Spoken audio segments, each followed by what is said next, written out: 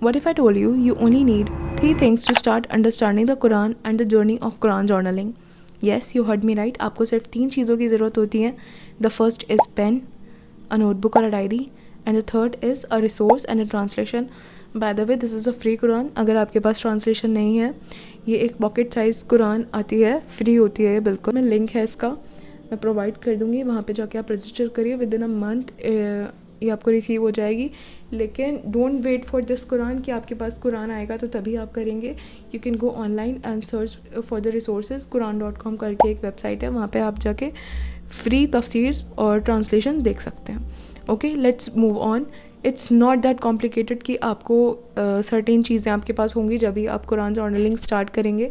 And this is your sign to start Quran journaling. So what exactly is Quran journaling? पहले इसकी definition देख लेते हैं. Quran journaling is when you choose just a words. ठीक है, आप किसी कोई भी वर्ड्स या फिर आयत आप चूज़ करते हैं, देन आप उसका मीनिंग पढ़ते हैं, उसकी तफसीर पढ़ते हैं. देन आप उसके थर्ड स्टेप आप उसके ऊपर रिफ्लेक्ट करते हैं. देन फोर्थ स्टेप आता है कि आप उसको अपने थॉट्स में लिख कर अपनी डायरी या नोटबुक पे लिखते हैं.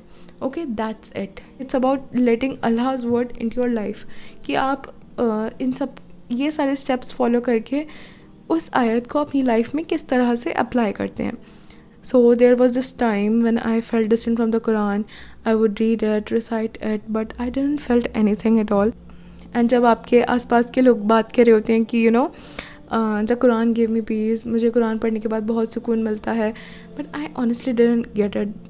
If that's how you feel, you are not alone. Okay, you are not alone.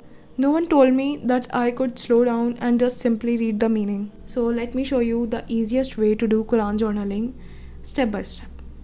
तो step 1 is pick one small words. आपको एक छोटी सी आयत ले लेनी है. Okay, for example let's take one of my favourite words, इन्नमाल उसरी उसरा. ठीक है, आपने पहले आयत लिख ली, आपने पहले एक आयत ले ली कि दिस इज़ द आयत I am going to reflect upon, इसके बारे में मैं जर्नल करूँगी. स्टेप इज़ आपको इसका ट्रांसलेशन पढ़ना है. अब इसका ट्रांसलेशन था क्या? Indeed with hardship comes ease. ठीक है, आपको इसका मतलब भी पता चल गया कि आपने इसका ट्रांसलेशन पढ़ लिया. अब ऐसा ना हो कि आपको अगर इंग्लिश समझ नहीं आती तो आप इंग्लिश का ट्रांसलेशन ले रहे हो. जो आपको लैंग्वेज जो समझ आती है आप उसी का ट्रांसलेशन लेना या ख़रीदना, या फिर उसी वेबसाइट पे जाकर लैंग्वेज चेंज कर लेना. ठीक है, let the word sink in. अब उसको थोड़ा रिफ्लेक्ट करने की कोशिश करो कि मुझे इससे क्या समझ आ रहा है. ठीक है, आपको इस आयत से आप कैसे रिलेट कर पा रहे हो. जैसे अभी आपके लाइफ में कोई प्रॉब्लम चल रही है तो you will relate to this आयत, indeed with hardship comes ease, कि हार्डशिप मतलब मुश्किलात के साथ आसानी भी आती है. ठीक है, एंड जब आप जर्नल कर रहे हो तो ये प्रॉम्प्ट ज़रूर यूज़ करो. What exactly Allah telling me है. अल्लाह मुझे कहने की कोशिश क्या कर रहे हैं थ्रू द कुरान. अल्लाह मुझे कुरान के थ्रू कहने की कोशिश क्या कर रहे हैं. ठीक है, हार्डशिप मुश्किलात के साथ आसानी भी है. ठीक है, हार्डशिप के बाद नहीं, हार्डशिप के साथ. ठीक है, and also there is no pressure कि आपको कुछ ज़्यादा ही डीप लिखना है, आपको रिफ्लेक्शन इतना ज़्यादा डीप लिखना है कि कुछ फ़िलासफ़ी का ही कुछ लगे. नो, ऐसा कुछ भी नहीं है. ये आपकी पर्सनल डायरी जैसे आपकी अपनी जर्नल है, आप इसमें बिल्कुल फ्री होके लिख सकते हैं. No, there is no pressure. Pressure में आके लिखोगे तो आप जर्नलिंग कर ही नहीं पाओगे. तो आपको 3 पॉइंट्स का ध्यान रखना है यहाँ पे. व्हाट डिड आई अंडरस्टैंड, मेरे को इससे क्या समझ आता है. What does this relate to my life, ये मेरी लाइफ से कैसे रिलेट कर पा रहा है. And third, what reminder is this giving me, ये पर्टिकुलर आयत मुझे क्या रिमाइंड करती है कि मुझे अभी क्या करना चाहिए मेरी लाइफ में. एंड देन इसके बाद मैं आपको एक चीज़ और कहना चाहूँगी. जब आप ये सब चीज़ें कर लें, then make a promise for your self कि आपने जो आयत पढ़ी है you are going to practise that आयत इन योर लाइफ, कि आप इस आयत को एम्बॉडी करने वाले हैं. क्योंकि कुरान जर्नलिंग का कोई फ़ायदा नहीं होगा अगर आपने उस आयत को अपनी लाइफ में इंक्लूड ही नहीं किया, आपने उस आयत को फॉलो ही नहीं किया, तो इसका कोई फ़ायदा मतलब ही नहीं बनता कि आप कुरान जर्नलिंग कर रहे हो. You have to live that आया. ठीक है, that's journaling. Live by the verse. Now this is where the real change begins. Don't just write the verse, live it. Ask yourself, what would it look like if I actually practiced this verse today? It could be the reason that you change your attitude, your speech, your small decisions, your thinking, because the Quran wasn't just meant to be understood, it was meant to shape how you live. समझ रहे हो? आपको अपने जीने का तरीका बदलना है, आपको अपने सोचने का तरीका बदलना है, आपको उस आयत को एम्बॉडी करना है. That's what I am trying to say. I hope कि आपको सारे स्टेप्स क्लियर हो गए होंगे, लेकिन हम एक एग्जाम्पल लेकर देखते हैं कि आपको जो थोड़े से भी डाउट्स बचें वो इस एग्जाम्पल्स के थ्रू क्लियर हो जाएं कि आपको एक्चुअली में डायरी में लिखना कैसे है, आपको नोट्स बनाने कैसे हैं. ठीक है, let's take one example together. जो मैंने आयत अभी बताई थी आपको अरबिक में, बस इसी वर्ड्स को लेकर हम इसका एग्जाम्पल लेकर देखते हैं. इसका ट्रांसलेशन पहले हम तफसीर लिखेंगे. फर्स्ट स्टेप यही है, इसकी हमने तफसीर लिखनी है.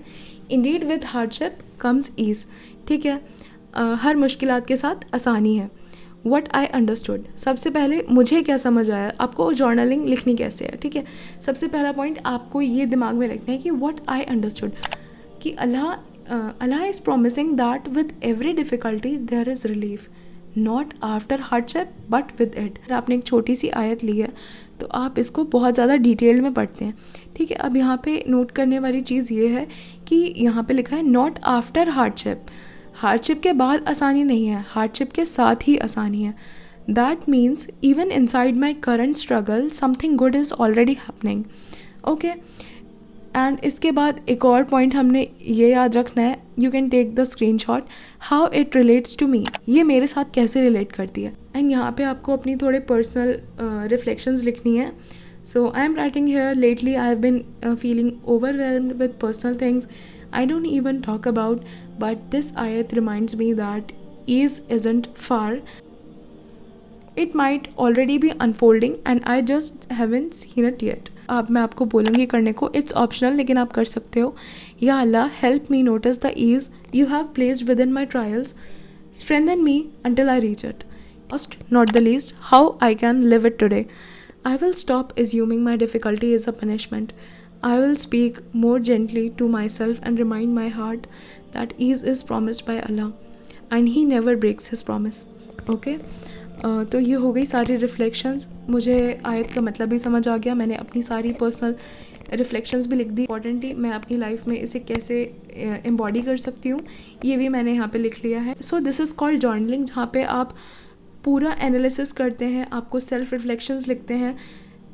यहाँ पे आपको सिर्फ तफसीर नहीं लिखनी कि आपने कॉपी पेस्ट किया, आपने तफसीर लिख दी. नो, आपको यहाँ पे पूरी अपनी रिफ्लेक्शंस लिखनी है कि आपने उसमें से क्या सीखा, आपको उसमें से ऐसा क्या लगा कि आपको कुरान क्या कहना चाह रहा है, आपको क्या मैसेज मिला.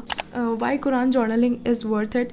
When I started Quran journaling even once or twice a week, my heart changed. I didn't just read the Quran. मैंने सिर्फ कुरान पढ़ा नहीं, मैंने उसको एक्चुअली में फ़ील किया. It showed up in my duas, in my tongue, in my speech, in my thoughts, how I handled my life, because Allah's word, they are very personal and they were meant for you. Okay, ये आपके लिए ही बने हैं. ये सिर्फ recite करने के लिए नहीं बने हैं, ये आपको अंडरस्टूड करने के लिए बने हैं, आपको एम्बॉडी करने के लिए बने हैं. It's a way of life. Okay, and last में मैं आपको यही बोलना चाहूँगी, start today as you are. Don't wait to feel ready, don't wait to be perfect. Okay, start as you are. ठीक है, take one verse, read it, write, reflect, make दुआ and embody it. That's all. I want to share some of my resources कि आपको translation सुननी कहाँ से है, आपने तफसीर्स कहाँ से लेनी है. तो ट्रांसलेशंस के लिए आप रिलाई कर सकते हैं फ़िज़िकल कॉपीज़ पे, और ऑनलाइन में आपको मिल जाएगा Quran.com, जहाँ से जो मैं पर्सनली यूज़ करती हूँ. वो बहुत सारी लैंग्वेजेस में अवेलेबल है. To talk about this Quran, जो मैंने बताया था कि ये फ्री है, डिस्क्रिप्शन में लिंक मिल जाएगा. आप ये विदिन अ मंथ आ जाएगी इंशाल्लाह, और ये बहुत सारी लैंग्वेजेस में भी अवेलेबल है.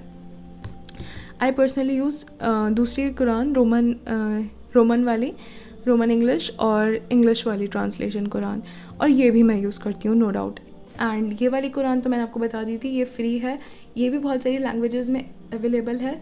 लेकिन इसका एक ड्रॉबैक है थोड़ा सा, कि एक तो ये पॉकेट साइज़ है, ये बहुत छोटी है.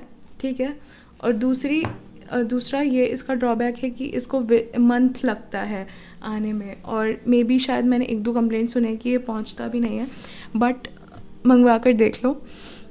और वेट मत करना कि ये आएगा तो हम तभी शुरू करेंगे, नहीं, कुरान.com पे जाकर शुरू कर लो, वहाँ पे भी पूरी तफसीर है, उसकी रिफ्लेक्शंस भी हैं वहाँ पे अवेलेबल। ऑल्सो आप यूट्यूब पे सुन सकते हैं डॉक्टर इसरार अहमद को और डॉक्टर नुमान अली खान को, जिन्हें मैं पर्सनली सुनती हूँ। ऑल्सो मैं सारी रिसोर्सेज की लिस्ट आपको डिस्क्रिप्शन में प्रोवाइड कर दूँगी। And if you try Quran journaling today, tomorrow and कभी भी, तो please send me your reflections, I'd love to see that. That's it for today's video. This is Hania Sheikh signing off and मिलते हैं next video में। तब तक के लिए अल्लाह हाफिज़। अस्सलाम वालेकुम रहमतुल्लाहि व बरकातुहू।